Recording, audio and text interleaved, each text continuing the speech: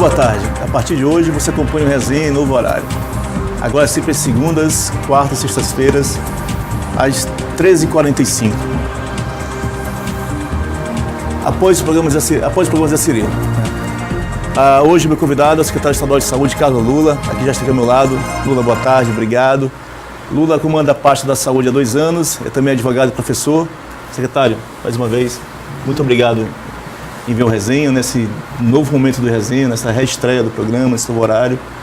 Obrigado por ter vindo aqui. A gente agradece ter o privilégio de ter um programa de tanta audiência, estreando em novo formato, de poder estar aqui nesse primeiro programa.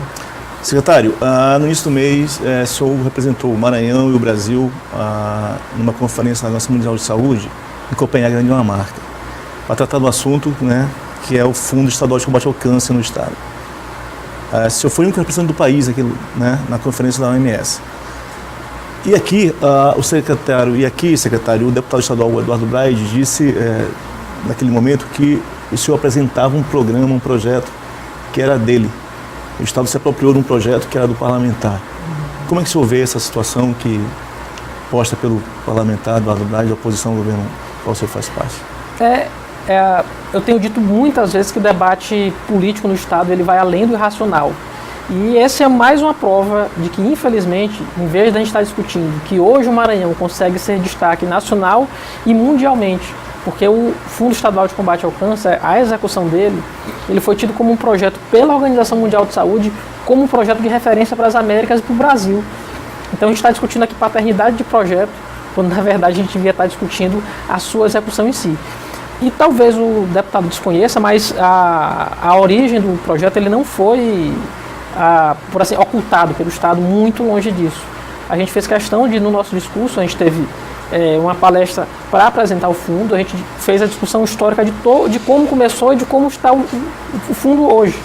E a razão pela qual a proposta de emenda à Constituição era a emenda de 2011, de autoria do deputado Eduardo Braide, e hoje ele só consegue ser executado porque se consertou o erro que foi tomado lá no governo anterior. O governo anterior, ele, em 30 de dezembro de 2014, fez a lei, porque a emenda à Constituição, por si só, não permitia a execução do Fundo de Combate ao Câncer, a lei estava errada. Então, só depois que a gente ingressou na Secretaria de Estado da Saúde, a gente verificou por que era impossível fazer a execução em si do fundo. Depois da correção, então? Após a correção, foi encaminhado um novo projeto de lei à Assembleia, essa lei foi votada novamente. Então, na verdade, assim, o projeto, apesar da emenda à Constituição ser uma emenda lá atrás, que era de autoria do deputado Eduardo Braide, ela, na verdade, é um projeto de todos os maranhenses. Então, fica assim, é injusto dizer que a gente ocultou, a gente não ocultou isso. A gente fez questão de remontar toda essa história do projeto, até para demonstrar a dificuldade que a gente tem disso. A gente é o único estado da federação que tem um fundo voltado exclusivamente para o combate ao câncer. E mais do que isso, o fundo, ele não é o dinheiro por si só. Ele é dinheiro que vem da taxação, da sobretaxação de bebidas e do cigarro. Isso também é um aspecto importante, que a gente já tem muitos países da Europa com essa experiência exitosa em alguns, nem tão exitosa nos outros, mas que o Maranhão era tido como um exemplo de sucesso. A diferença é essa, é a taxação do ICMS sobre esse tipo de produto, fumo e bebida alcoólica? Isso, a gente tem... O que diferencia mais ainda do projeto? O que diferencia é que a gente passa a ter parte do ICMS, que é destacado para a bebida alcoólica e para o cigarro, passa a ser também como a se reter um fundo que mensalmente vai se fazer isso que a gente chama de Fundo Estadual de Combate ao Câncer, para a gente ter uma destinação anual desses recursos.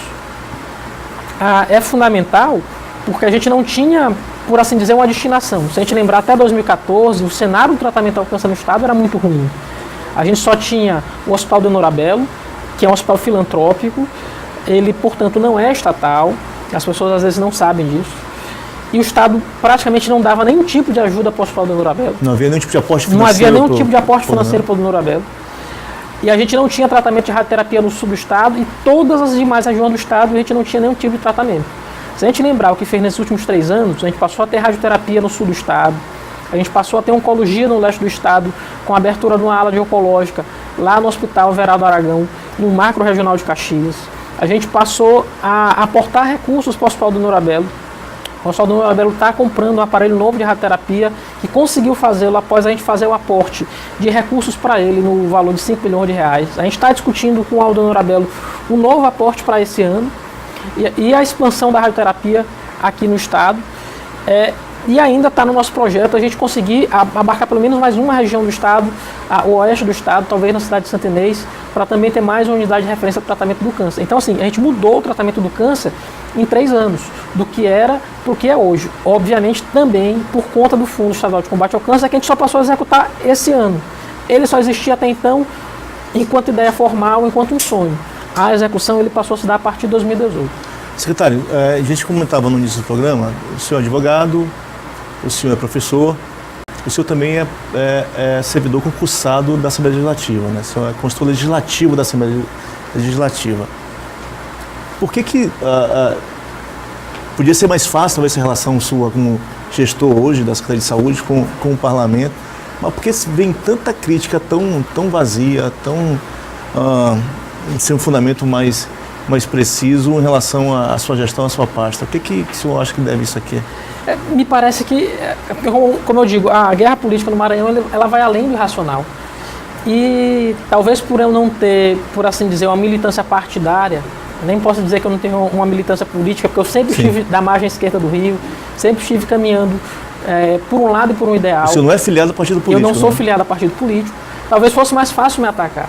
Acharam que ali teria um campo, até porque sou, por assim dizer, uma pessoa muito cordial, muito serena, e talvez vamos atacar ali, que ali talvez seja um ponto frágil, um ponto onde a gente pode fazer uma ofensiva. Eles erraram de alvo e erraram também de diagnóstico, por achar que a gente ia manter as estruturas da Secretaria de Saúde, tudo que acontecia até antes. Muito pelo contrário. A gente fez questão de mudar e mudar muita coisa na Secretaria. A gente não tem condição, Intervaldo, de continuar discutindo aqui. Se a gente lembrar as últimas eleições, várias últimas eleições para deputado estadual, sempre quem vencia as eleições, sempre o primeiro colocado nas eleições foi a Secretaria de Estado de Saúde. E a gente não pode continuar a permitir que a gente fique utilizando a estrutura da Secretaria de Saúde para essa finalidade, e não a finalidade que é cuidar das pessoas. Quando a gente fala em expansão de serviços, quando a gente fala em novos hospitais funcionando, quando a gente fala, por exemplo, da necessidade da gente ter uma rede Sorri, que a gente não tinha nenhum tipo de serviço odontológico ofertado pelo Estado, eu acho que é essa que é a finalidade principal da Secretaria de Saúde, e não, por assim dizer, continuar sendo a Secretaria campeã de votos da Assembleia Legislativa do Estado. Infelizmente, essa é a história da Secretaria, e a gente tem que estar discutindo o que é relevante. Por exemplo, nos últimos 15 anos, o Estado do Maranhão conseguiu aumentar em 5 vezes o que gasta com recurso na saúde. Esse é um dado relevante, esse é um dado importante. A gente gastava 400 milhões de reais em 2004. Hoje a gente gasta praticamente 2 bilhões de reais por ano. A perspectiva para daqui a 20 anos, a continuar a emenda 95 à Constituição Federal, é que daqui a 20 anos a gente continue com o recurso que a gente tem hoje. Isso sim será trágico para a saúde do Estado do Maranhão. Tanto que a gente deu uma demonstração simples, uma conta simples. A gente aumentou em 500% em 14 anos. Ainda que não se mantenha o mesmo ritmo de crescimento, se a gente não aumentar o que a gente tem de dispêndio de recursos hoje com a saúde no Estado, daqui a 20 anos o cenário seria ainda pior do que a gente tem hoje. Esse cenário pior, aí eu queria que você esclarecesse uma coisa. A gente ouve, é muito comum, e aí tem um debate, depois de enfrentar um pouquinho adiante do programa, que é a questão da saúde municipal, o hospital municipal, o hospital estadual e aquilo que se chama de macro-regional. Dá para você esclarecer para o nosso telespectador o que de fato é isso, que as pessoas não compreendem exatamente aquilo. Quando eu entro no hospital municipal, dali eu saio para uma área referenciada, daqui até chegar no hospital hoje, digamos, macro-regional. Como é que isso está no sistema de saúde estadual? Deixe isso claro para quem está assistindo, secretário. Isso é importante. A gente tem uma partição de competências na Constituição. Os municípios, os estados e a União, cada ente desse tem a sua competência no sistema de saúde. Para o município, a competência dele é a atenção básica e as urgências e emergências. Então é o seguinte, o posto de saúde que está pertinho da casa da pessoa, aquilo ali quem tem que dar competência para ele é o município. É o município que tem que deixar lá o médico, a prefeitura, municipal de saúde. É o prefeito que tem lá, que mantém o médico, o enfermeiro, o remédio lá no posto de saúde perto de sua casa. Ao mesmo tempo, a emergência, a urgência e a emergência, a princípio é de competência do município. O que é isso? O socorrão. Quando a pessoa não se acidenta, ela não vai lá para o Socorrão 2? É o hospital que ela chega e ninguém vai barrar ela. É o que a gente chama de hospital de porta aberta. Essas duas competências são dos municípios. Todo município deveria ter um programa de urgência e emergência e cuidar da atenção básica. Para o Estado, vai caber a média e a alta complexidade. Que é assim, são os procedimentos mais complexos e mais complicados e, portanto, mais caros também. Então, como seria o fluxo natural? A pessoa entraria na urgência e emergência, a pessoa vai para o socorrão e do socorrão ela é encaminhada para o hospital referenciado, que é o que a gente chama de média alta complexidade. Por exemplo, do socorrão 1, ela sai e vai para o Carlos Macieira, onde ela vai ser submetida a um tratamento. Ninguém vai chegar no Macieira, entrar e ser atendido. Isso não acontece. Por quê? Porque é o que a gente chama que o Macieira é um hospital regulado, referenciado. Diferente do Socorrão 1, que todo mundo chega lá e entra e é atendido, o Macieira vai atender aquelas pessoas que estão nesse sistema de regulação. Então, assim, são competências diferentes. Infelizmente, o Maranhão bagunçou um pouco isso. Por exemplo, as UPAs. Toda UPA deveria ser de competência do município. Mas aqui a gente administra uma rede de UPAs, tanto no estado quanto no interior. A maior parte das UPAs do município, aqui da Grande Ilha, são do estado, à exceção da UPA da zona rural, que é do município. A gente tem UPA em Codó, a gente tem UPA em São João dos Patos, a gente tem UPA em Imperatriz, a gente tem UPA em Coroatá. Essas unidades, a princípio, não deveriam ser de competência do estado, eles deveriam ser de competência do município. Mas aconteceu isso e hoje a gente mantém a gestão dessas unidades com o estado do Maranhão. Sim, isso avança como? Porque assim, o que ocorre é que em algumas situações o prefeito não assume essa responsabilidade. E junto a isso, foi criado na gestão anterior, e o senhor tem dito, tem conversado a respeito disso, os chamados hospitais de 20 leitos. Quer dizer, como é que você destrava isso? Como é que...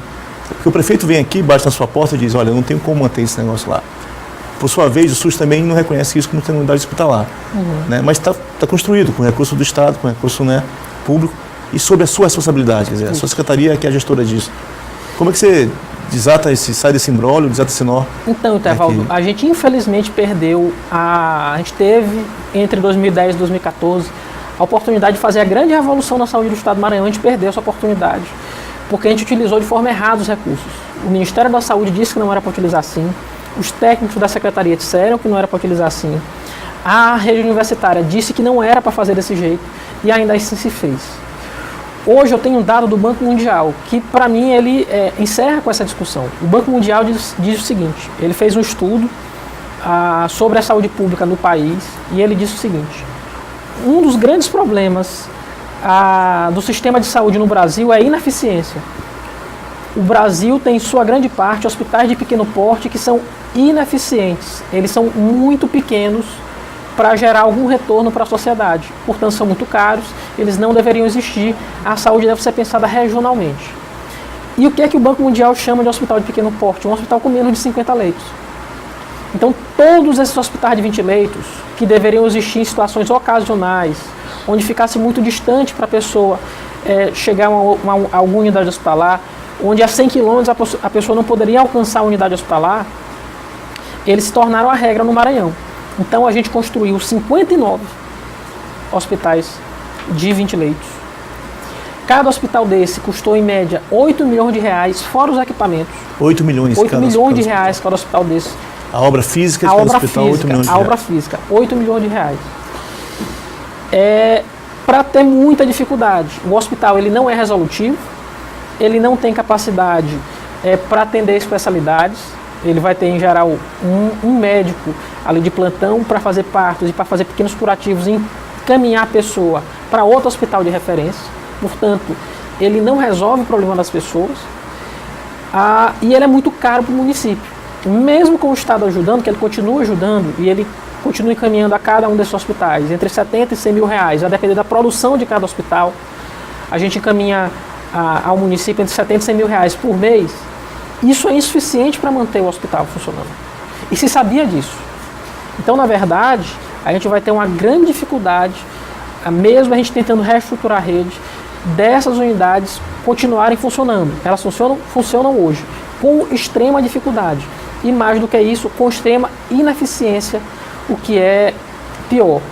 O que o estudo do Banco Mundial, esse mesmo estudo revelou, é que quanto mais a gente avança na atenção básica, ou seja, quanto mais estruturada a gente tem a atenção básica, melhor é a média de alta complexidade.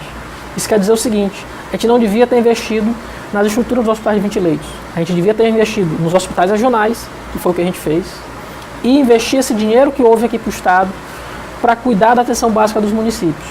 A gente aí sim ia melhorar tanto os indicadores de saúde quanto os nossos indicadores de média complexidade. Porque hoje, infelizmente, no Brasil, não é só no Maranhão, a gente cuida de doentes, a gente não promove saúde. Não promove saúde. E para falar nisso, a gente começou a conversa tratando da questão legislativa. Eu vou voltar ao parlamento, mas dessa vez federal. Você acabou de fazer um retrato diagnóstico da dificuldade financeira que cada município tem na sua área de saúde. E aí havia um diálogo da FAMEM com o governo do Estado e com a bancada federal maranhense. A bancada federal entende-se aí deputados federais e senadores, né, da República, que o recurso de emenda parlamentar, parte desse recurso de emenda parlamentar, algo em torno de 50 milhões de reais, ele viesse, e aí é uma pactuação FAMEM governo do Estado, que viesse para o governo do Estado e esse recurso fosse depois disponibilizado às prefeituras das quais, né, os parlamentares achariam que deveria receber. Só que, surpreendentemente, eu não sei se é surpresa para o senhor, mas surpresa do ponto de vista jornalístico para nós, houve uma mudança de rota. Né? Na semana passada, a nova coordenadora da bancada maranhense oficiou o Ministério da Saúde, dizendo que esse recurso da bancada não seria mais para o Fundo Estadual de Saúde, para a Secretaria de Saúde, mas sim, né, os parlamentares poderiam indicar quais municípios, né, eles achariam conveniente, né, alocar esse tipo de recurso. Foi uma surpresa para o senhor essa mudança de caminho, essa guinada que se deu na bancada federal maranhense? Não deixa de ser surpresa, mas tem uma expressão muito usada aqui no Maranhão que é deliciosa, que demonstra muito bem isso, é picuinha. A gente, em vez de estar debatendo os grandes temas, a gente está fazendo picuinha em relação ao uso dos recursos. A Secretaria de Saúde tinha feito um acordo com a bancada, cumpria esse acordo rigorosamente, que era, esses recursos nenhum seria utilizado para o Estado do Maranhão. Então não viria para o Estado. Todos os recursos que viessem da emenda impositiva iria ser totalmente destinado aos municípios. Isso por uma razão só, Etevaldo. É mais simples tramitar no Ministério um só processo de cadastramento da emenda, já dava cadastrado até, acabou sendo cancelado, do Estado para a União. O ofício é esse, né? O ofício ele pede, na verdade, cancelamento daquele... Isso, pede cancelamento do que já tinha sido acordado. Feito, né? A gente tinha feito um ofício do Estado para a União, esse dinheiro viria para o Estado, e então o Estado repassaria esse dinheiro aos municípios. Isso, o Estado não ganhou um centavo em relação a isso. Na verdade, a gente ganharia muito trabalho. Por quê? Porque a gente ia ter que abrir dezenas de processos dos municípios para o Estado então repassar. Mas a gente teria a garantia de que todos os municípios receberiam. Então a gente estava se importando, era com o Estado? Não. Era com dinheiro que viria para a Secretaria de Estado de Saúde? Não. Esse dinheiro seria integralmente repassado aos municípios. Hoje a gente está correndo risco por conta dessa questão que, me perdoe, mas me parece pura picuinha, pura disputa política irracional, da gente perder esses recursos. Quem vai estar sendo quem vai perder com isso não é o Lula, não é o governador, é a população, porque vai deixar de ter acesso a esses recursos. Então, os municípios, sem assessoria técnica, com muita dificuldade, porque a gente sabe a realidade dos municípios, principalmente dos menores, vão ter que eles mesmos cadastrar essas propostas perante o Ministério da Saúde e rezar para tudo dar certo, para essas dezenas de propostas que tramitariam aqui na Secretaria, tramitá-las no Ministério, e então os municípios terem acesso a esses recursos. Penalizada vai ser a população se eventualmente acontecer de um município desse não conseguir. Você está colocando o seguinte, então, assim, eu teria saúde, a SES, como, digamos, o lugar que assinaria com o governo federal esse único projeto, isso, certo? Com esse recurso de quase 50 milhões de reais a partir disso. Você está propondo agora, assim, que se coloque que cada município, cada projeto vai ser feito município Ministério da Saúde, e aí a gestão disso... vai caber a cada município. Cada município. Vai caber a cada município. Então imagine aí, a gente tem 217, mas vamos imaginar 180 ou 150 municípios. Cada um tendo uma quantia pequena de recursos. Serão 150 e cada um fazendo um projeto. E cada um fazendo um projeto para ser cadastrado lá no Ministério com aquele valor do recurso, rezando para dar certo. Aqui a gente tem uma equipe de técnicos que faz isso há muitos anos. São poucas pessoas que conseguem ter esse domínio. a gente fazia isso para beneficiar os municípios. Infelizmente, a gente está correndo o risco de muitos municípios maranhenses perderem o acesso a esses recursos. E se o município bater a sua porta, o que vai ser feito? A gente ajuda, óbvio. Obviamente a gente ajuda, a gente não vai cruzar os braços. Eu acho que a gente tem que estar acima, Tevaldo, dessas disputas. Houve, inclusive, a gente pode olhar nesses 3 anos, pessoas que fazem oposição ao governo do Estado, mas que destinaram emenda aos municípios, e a gente fez o repasse normalmente, sem qualquer tipo de questão. O que está acima, sobretudo, é o recurso que é destinado aos maranhenses e à população dos municípios maranhenses. Secretário, nós vamos ao primeiro intervalo e voltamos já.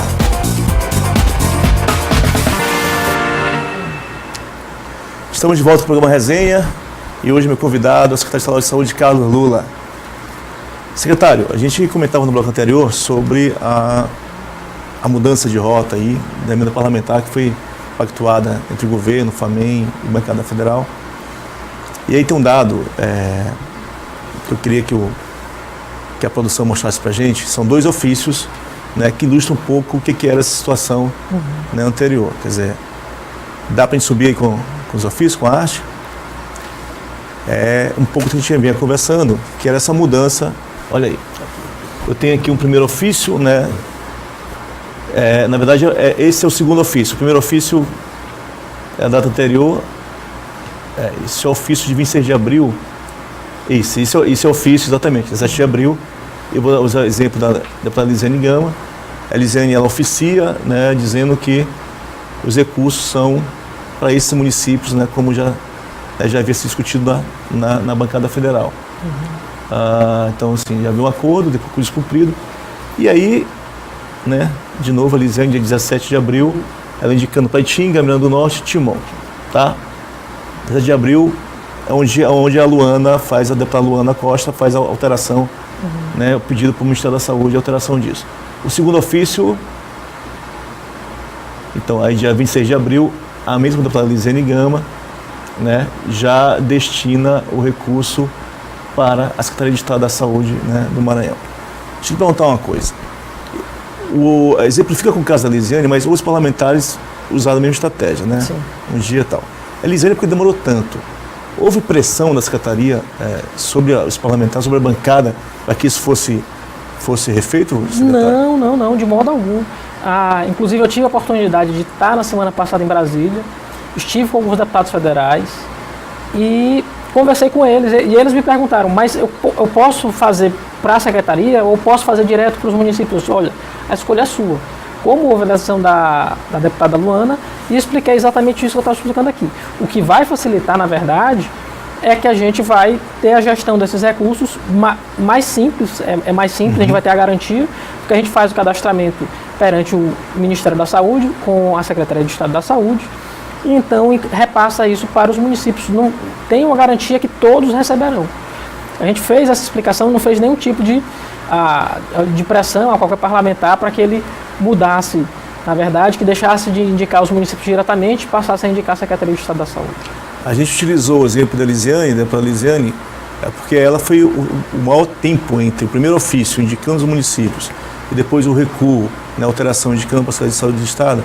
A deputada Lisiane foi o que mais tempo levou. Outros parlamentares, né, fizeram o mesmo, dia 17 e 18, indicaram os municípios, mas dia 20 e dia 21, ali no máximo 2 ou 3 dias, né, retornaram, né, aquilo acordo anterior, que era encaminhar o recurso à Secretaria de Estado de Saúde. Então, assim, não é só pelo tempo, né, que se demorou, e aí, será que teve a pressão, não teve a pressão, né, a Secretaria conversou, não conversou, cada parlamentar, mas como o senhor disse, né, foi espontaneamente cada um decidiu aquilo que...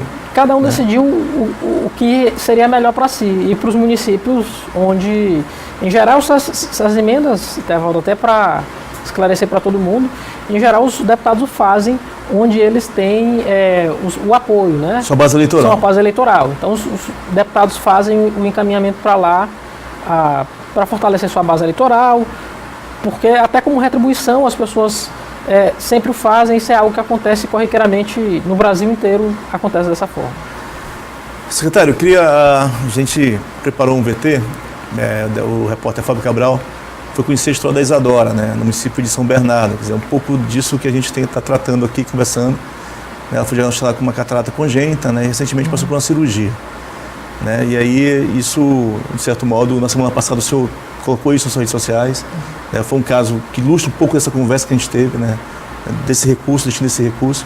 E eu queria que a gente, né, chamasse esse VT agora, do Fábio, para mostrar um pouquinho a história da Isadora, que, de certo modo, eu sei que aquilo emocionou boa parte da sua equipe e das pessoas que lhe acompanham. Solta o VT, vamos acompanhar o VT. Quem vê a Isadora assim, desenhando ou sem desgrudar o olho do celular, nem imagina que até outro dia desse ela tinha dificuldade para enxergar. Ela me pediu o chinelinho dela, eu botava bem aqui encostado dela, e ela tropeçava e não passava a mão assim e não pegava a chinela. E batia muito isso aqui, essa testazinha dela, na porta, no bico da mesa. Quando ela vinha, ela batia de uma vez, chega a ficar aquele coisa na cabecinha dela.